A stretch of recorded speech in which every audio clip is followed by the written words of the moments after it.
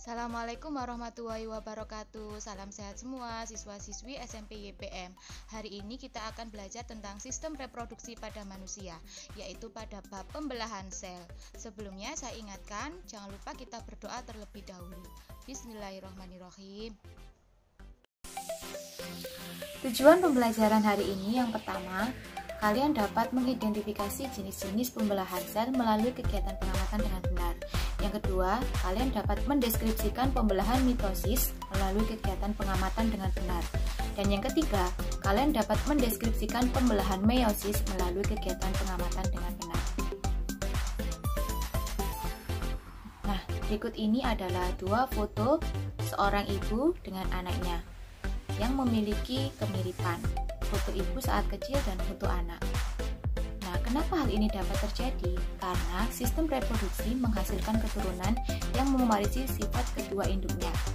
Pewarisan sifat ini terjadi karena adanya reproduksi tingkat sel atau dikenal dengan pembelahan sel. Apakah kalian tahu kenapa pembelahan sel itu penting? Yang pertama, pembelahan sel digunakan untuk pertumbuhan. Pada suatu organisme mengalami pertumbuhan akibat karena pembelahan sel. Yang kedua, perbaikan. Pada saat kalian terluka, sel-sel dalam tubuh kita melakukan perbaikan, yaitu dengan melakukan pembelahan sel.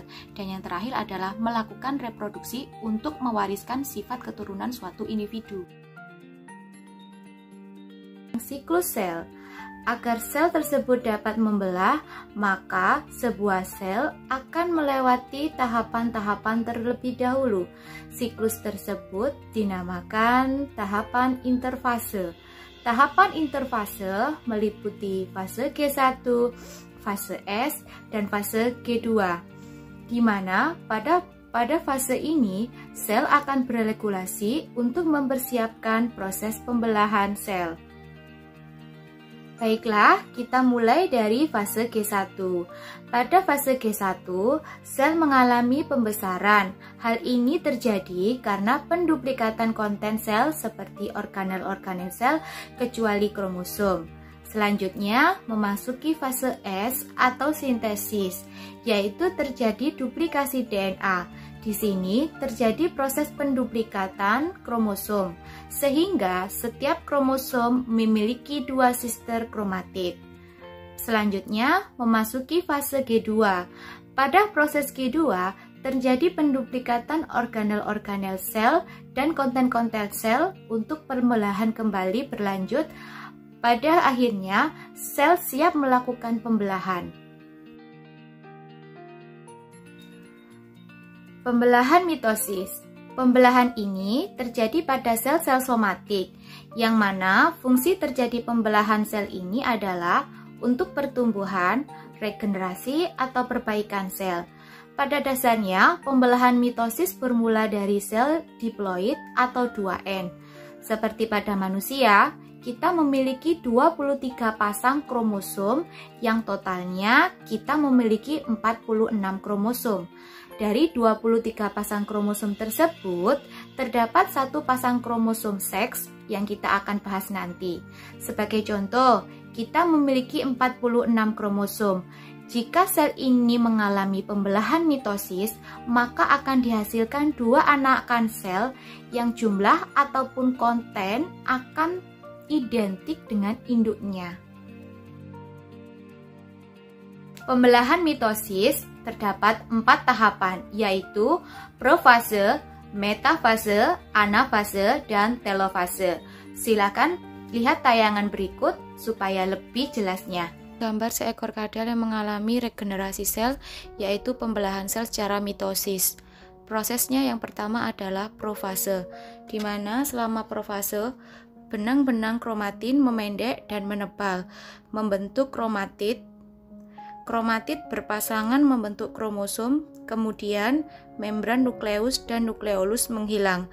Lalu sentriol mengalami pembelahan dan memisah menuju kutub yang berlawanan.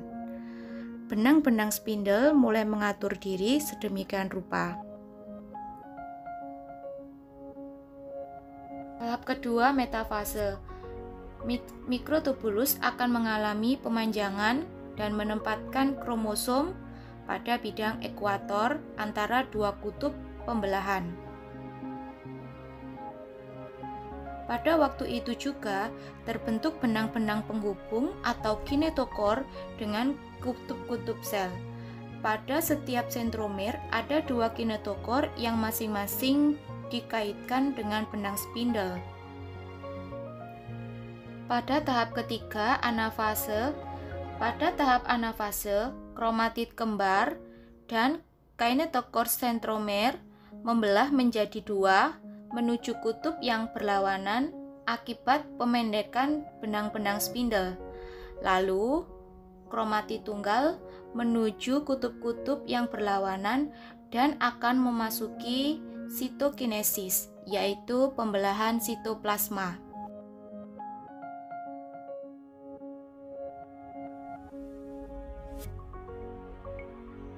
Dan pada tahap terakhir, telofase. Selama telofase, kromatid telah sampai di kutub-kutub yang berlawanan. Kemudian, kromatid menipis dan memanjang menjadi kromatin. Kumpulan kromatin membentuk anak inti. Terbentuk membran nukleus di luar anak inti. Kemudian masuk ke sitokinesis. Setelah sitokinesis selesai, akan terbentuk dua sel anakan yang identik. Pembelahan meiosis. Pembelahan meiosis terjadi hanya pada sel gamet, contohnya sel telur dan sel sperma. Sel induk yang diploid atau 2N akan menghasilkan sel anakan yang haploid atau N. Pada umumnya, sel anakan memiliki material genetik yang tidak sama dengan induknya akibat dari crossing over yang terjadi pada proses pembelahan, sehingga memunculkan rekombinasi genetik. Pembelahan meiosis terjadi dalam dua tahapan, yaitu meiosis 1 dan meiosis kedua. Berikut video tayangan pembelahan meiosis. Pada proses profase 1, membran inti mulai menghilang. Kemudian terbentuk gelendong pembelahan. Kromosom menebal dan kromosom homolog saling berpasangan. Terjadi peristiwa pindah silang atau yang dikenal crossing over, yaitu pertukaran segmen molekul DNA yang sesuai di antara dua kromatid. Pada tahap metafase 1, kromosom homolog bergerak ke bidang ekuator dengan sentromer mengarah ke kutub. Masing-masing kromosom berikatan dengan benang spindle pada bagian sentromer. Kemudian tahap anafase 1, kromosom homolog ditarik oleh benang spindle ke arah kutub pembelahan sehingga kromosom homolog berpisah dan kromosom bergerak menuju kutub yang berlawanan. Membran sel mulai melekuk di bagian tengah. Kemudian telofase 1, nukleolus mulai terbentuk. Terjadi peristiwa sitokinesis, yaitu pembelahan sitoplasma menjadi dua bagian sehingga terbentuk dua sel anakan dengan kromosom yang sudah haploid. Pada tahap profase kedua, membran nukleus dan nukleolus mulai menghilang. Kemudian metafase kedua, setiap kromosom haploid tertarik ke bidang ekuator. Anafase kedua, benang spindle menarik kromatid menuju kutub pembelahan sel. Dan terakhir, telofase kedua, kromosom berada di kutub pembelahan yang membelah menjadi 4 sel yang masing-masing sel terdiri dari kromosom yang haploid.